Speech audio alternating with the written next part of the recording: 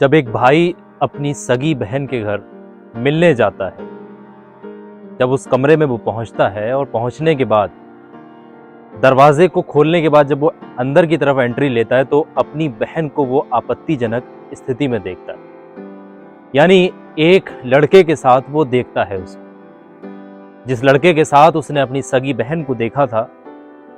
देखने के बाद उस लड़के के साथ कहा सुनी लड़ाई वगैरह शुरू हो जाती है। जब दोनों में लड़ाई और हाथापाई शुरू हो जाती है, मामला इतना संगीन हो जाता है कि वहां पर एक मर्डर हो जाता है, यानी एक कत्ल कर दिया जाता है।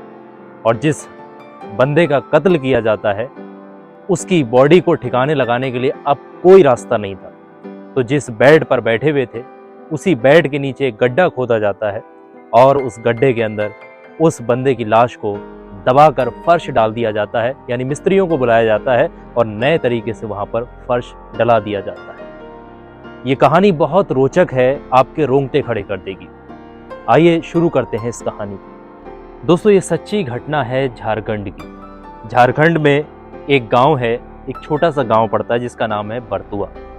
वहीं की ये सच्ची घटना है और ये घटना है 24 जून 2022 की। बहुत ध्यान से सुनना पूरी कहानी, क्योंकि आज के टाइम पर रिश्तों पर भी विश्वास करना बड़ा मुश्किल सा हो गया है।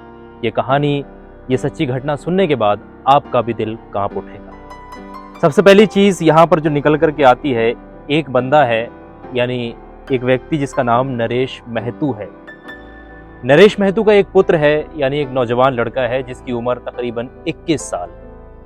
वो पिछले कुछ दिनों से घर से गायब था और गायब होने के बाद यानी कहीं चला गया था, जिसकी कोई भी जो है जानकारी माँ बाप को और वगैरह रिश्तेदारों को नहीं थी। वो लोग जो फैमिली के लोग होते हैं, यानी नरेश महतू नज़दीकी पुलिस स्टेशन में जाकर वहाँ पर एक रिपोर्ट लिखाता है गुमशुदगी की, यानी कि मेरा लड़का गुम हो गया है, उसको कहीं ना कहीं से आप ढूंढें किसी भी तरीके से, इस तरीके की वो रिपोर्ट लिखाता है। 24 जून 2022 को जो पुत्र था जिसकी उम्र 21 साल थी, वो रांची गया था अपने मामा के घर।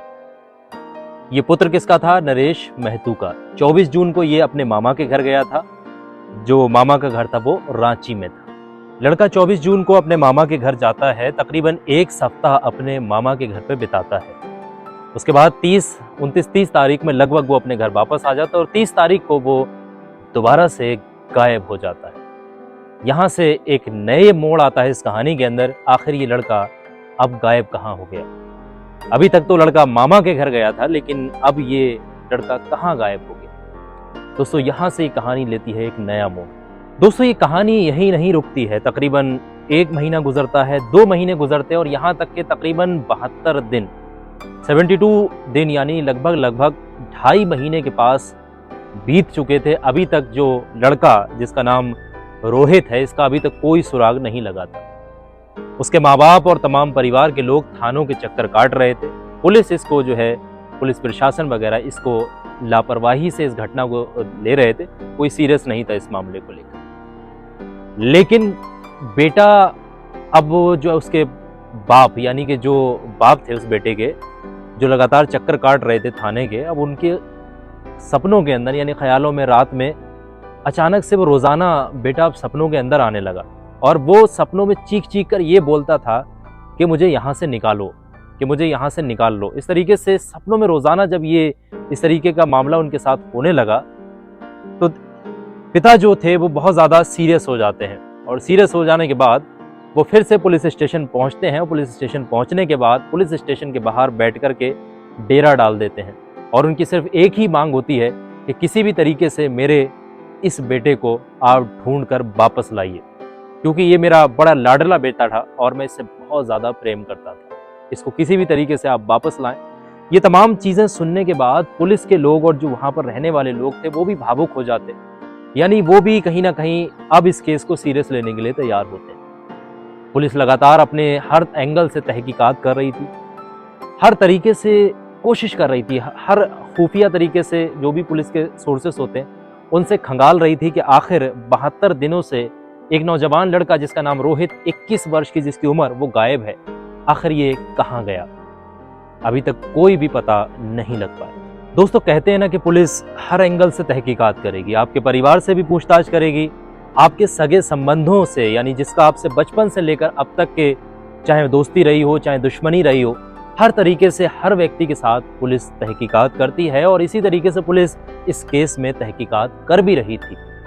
लेकिन अब कहानी ये आती है कि उस जो लड़का जिसकी उम्र 21 साल है, उसकी एक सगी बहन जिसका नाम चंचल है, उसके साथ उसकी आखिरी कोई बातचीत हुई थी, फोन पर कोई आखिरी बातचीत हुई थी। अब पुलिस को जब ये बात कहीं ना कहीं से पता ये लगी कि आखिरी बातचीत हुई थी, तो पुलिस ने चंचल को बुलाया और चंचल को हिरासत में लेने के बाद ये बात जानने की कोशिश की कि आखिर तुम्हारे और तुम्हारे भाई के बीच में, यानी चंचल और रोहित के बीच में आखिरी बातचीत क्या हुई थी। तो बहन ने भी ये बताया कि मैं अपने भाई से बहुत प्यार करती हूँ और आप कहीं से भी उसको ढूंढ कर लाएं, और बहन भी बहुत ज़्यादा भावुक थी।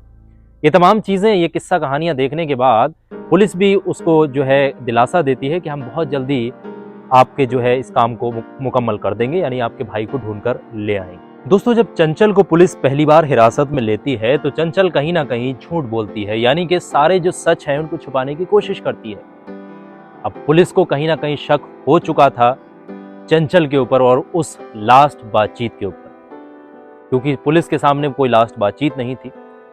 अब पुलिस जो है टीडीआर और जो सीडीआर वगैरह, यानी कॉल रिकॉर्डिंग वगैरह जो भी चीज़ें निकाली जाती हैं इंटरनल रिसोर्सेज के जरिए, वो तमाम चीज़ों पर तहकीकात कर रही थी। इस तहकीकात में उसकी बहन की कॉल रिकॉर्डिंग और बहुत सारी चीज़ें सामने निकल करके आई। पता ये लगा कि जो चंचल नाम की लड़की थी वो अपने एक बहुत करीबी, यानी कि एक ऐसा लड़का जिससे वो बहुत ज़्यादा प्रेम करती थी और वो लड़का भी उसके साथ बहुत ज़्यादा प्रेम करता था, जिसका नाम इसराइल अंसारी है। ये दोनों आपस में बहुत प्रेम करते हैं। हालांकि ये लड़का मुस्लिम समुदाय से था और चंचल नाम की लड़की हिंदू धर्म से ताल्लुक़ रखती थी। ये दोनों अक्सर एक दूसरे से मिला करते थे, अक्सर इन दोनों के बीच में मुलाकात हुआ करती थी और ये बात उसके भाई यानी रोहित को भी पता थी।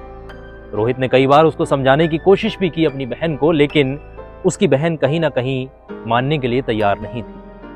वो दोनों आपस में मुलाकात करते थे, मिलते थे, अक्सर घूमते थे, फिरते, बहुत सारी मौज मस्तियां उनके बीच में चलती थी। भाई के बार बार समझाने पर भी बहन नहीं मान रही थी। अब बहन को कहीं ना कहीं ये लगने लगा था कि भाई रास्ता का कांटा बन रहा है।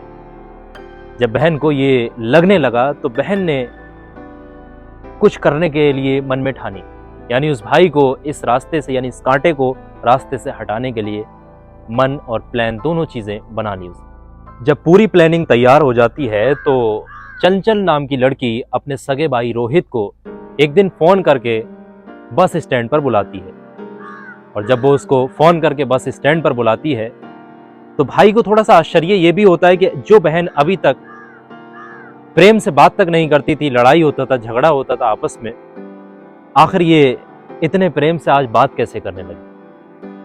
लेकिन फिर भी भाई वहां पहुंच जाता है और भाई जब वो वहां स्टेशन पे पहुंचता है तो बहन उससे प्यार से बात करके उसका कहीं ना कहीं उससे फ़ोन मांगने की कोशिश करती है और बोलती है कि मेरा फ़ोन इस वक्त में स्विच ऑफ हो चुका है, आप मुझे कुछ ज़रूरी काम के लिए अपना फ़ोन दें। भाई तो भाई है, वो अपना फ़ोन दे देता है। जब वो अपना फ़ोन देता है तो बहन ने तो पहले ही सारी प्लानिंग फिक्स कर रखी थी और जब सारी प्लानिंग फिक्स होने के बाद बहन उस फ़ोन को वहीं पर स्विच ऑफ कर देती है और स्विच ऑफ करने के बाद उस बस स्टैंड के कुछ ही दूरी पर बहन जो है मिलने जाया करती थी। एक कमरा था, यानी एक क्वार्टर बना हुआ था, वहाँ पर मिलने जाया करती थी उस लड़के के साथ जिसके साथ उसका संबंध था। लड़का भी कहीं ना कहीं मुस्तैद था, यानी वो भी प्लानिंग में शामिल था, वो भी तैयार बैठा हुआ था। वो बहन उस भाई को उस क्वार्टर पर, यानी उस कमरे पर ले जाती है और ले जाने के बाद वहाँ पर उसको ओवरडोज, कुछ ऐसी नशीली पदार्थ, नशीली गोलियाँ और तमाम चीज़ें फटाफट से ऐसे कर देती है उसके साथ, वो खिला देती है और पिला देती है कि भाई उसको खाने के बाद बेहोश ना होकर के तुरंत ही उसकी मौत हो जाती है। मौत होने के बाद 1 घंटा गुजरता है, 2 घंटे, 1 दिन गुजरता है और 2 दिन गुजरते हैं। इसी तरीके से 48 घंटे जब गुजर जाते हैं, अभी तक उन लोगों को ये मालूम नहीं चल पा रहा था कि इस लाश का करा किया जाए, यानी इस लाश को अब हम कहाँ ले जाएं। भाई को तो हमने रास्ते के कांटा तो खत्म कर दिया, लेकिन अब इस लाश को कहाँ ले जाया जाए। तो 2 दिन इसी तरीके से गुजर चुके थे, उनको कोई चीज़ समझ नहीं आ रही थी। तो उन्होंने एक इंतज़ाम किया कि जिस बेड पर वो लेटा करते थे, बैठा करते थे, उसी बेड के नीचे एक गड्ढा खोद करके, उस गड्ढे को खोदने में कम से कम 4 से 5 घंटे का वक्त लगा। उस बेड के नीचे गड्ढा खोद कर उस भाई की लाश को वहीं पर दबा दिया। दबाने के बाद अब उनको लगता था कि रास्ते का कांटा हट चुका है। और वही बहन जिसका नाम चंचल था, वो कुछ मजदूर मिस्त्रियों को बुलाकर उस पर अच्छा फर्श करा देती है, ताकि किसी को इस बात की जो है तहकीकात ना कर सके कोई बंदा भी कि यहाँ पर किसी लाश को दबाया गया। लेकिन कहीं ना कहीं पिता के सपनों में वो बेटा रोज पुकार रहा था कि मुझे यहाँ से निकालो, यहाँ से निकालो, यहाँ से निकालो। तो दोस्तों, ये है कुछ अद्भुत सी कहानी। आजकल रिश्तों पर भी विश्वास करना बड़ा मुश्किल सा हो गया है। अब इस कहानी में गलती किसकी है? ये कहानी पूरी घटी किस तरीके से? कहीं ना कहीं इस कहानी में जो रोहित है उसकी भी गलती है। रोहित जब लड़के को समझाता था, लड़की को समझाता था, जब दोनों नहीं समझ रहे थे तो उसको कहीं ना कहीं फैमिली को जरूर बताना चाहिए था। फैमिली से भी काम नहीं बन रहा था तो उसको कहीं ना कहीं पुलिस स्टेशन वगैरह में जरूर बताना चाहिए। आप लोगों की क्या राय है? कमेंट करके जरूर बताइए। और इसी तरीके की कहानियां सुनने के लिए जो सच्ची घटनाओं पर आधारित है, इस चैनल को सब्सक्राइब करिएगा, वीडियो को लाइक करके आगे शेयर करिएगा और जरूर बताइएगा कमेंट करके आप लोगों को ये वीडियो कैसी लगी। बहुत बहुत शुक्रिया।